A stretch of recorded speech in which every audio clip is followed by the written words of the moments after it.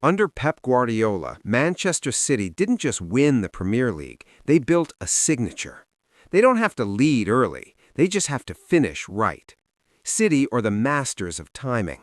While other teams try to sprint from August, City play the long game. They stack points, manage the pace, and stay close enough to strike.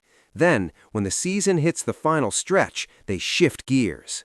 And that late season surge, it's not a fluke anymore, it's a pattern. It's a brand. We've seen this movie over and over. Long winning streaks, relentless pressure, rivals cracking at the worst moment. City don't panic. They don't chase headlines in September. They chase trophies in May. Look at 2018-19. Liverpool were almost perfect. One slip and City could have fallen. But when it mattered most, City closed the season with 14 straight league wins. That's not just quality, that's composure under a championship-level load. Then came 2022-23. Arsenal once led by 8 points. It felt like a real power shift. But from February to May, City went on a ruthless run. They erased the gap, then passed Arsenal like it was inevitable. That wasn't only depth, that was rhythm, that was mentality, that was pressure management, Guardiola's favorite weapon. And in 2023-24, the script returned again. Arsenal and Liverpool were still ahead deep into April. City didn't blink. They won 9 straight to take the title. For them, the table in December is a suggestion. The table in May is the truth. That's why late-season City became a thing. They're like a machine that starts steady and ends unstoppable. But then 2024-25 happened. City finished third, a rare stumble, a real shock.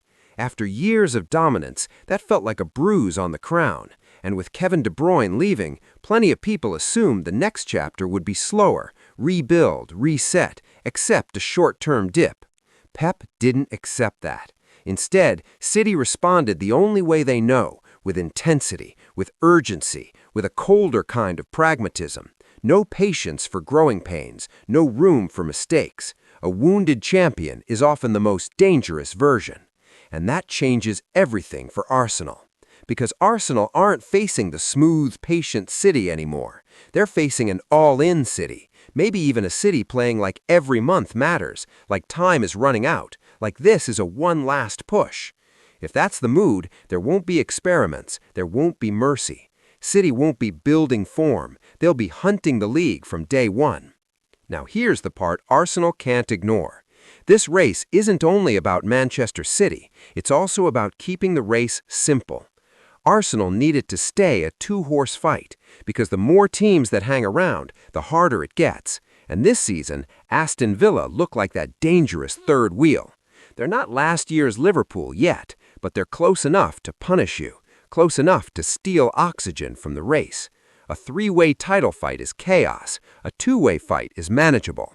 Arsenal have to create separation, especially in head-to-head games, before Villa turn into the spoiler nobody planned for.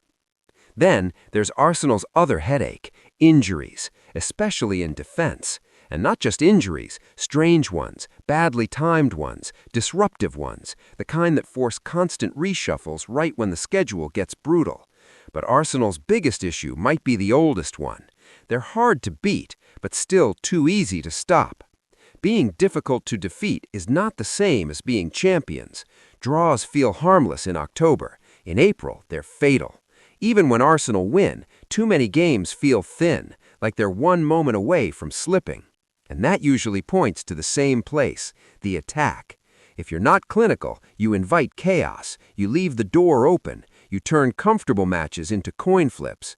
And against the City side built to peak under pressure, coin flips are a losing strategy.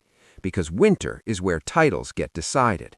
From now through late January, it's not just about tactics, it's about durability, rotation, emotional control, the ability to win ugly without losing focus.